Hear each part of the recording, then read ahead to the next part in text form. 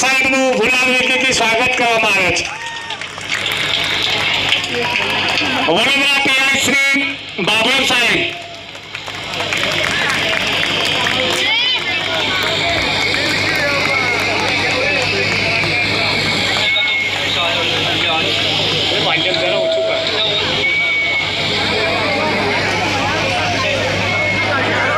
વડુ police station તથા ચૌધરી સાહેબ અને તમામ સ્ટાફના જીઆરડી તથા પોલીસ ભાઈઓને ખાસ વિનંતી કે તમે અમને સાથ સહકાર આપી અને ગામમાં શાંતિથી માહોલ સાથે વરઘોડો જો ફેર્યો, તમારો ખૂબ ખૂબ આભાર ગામ તરફથી.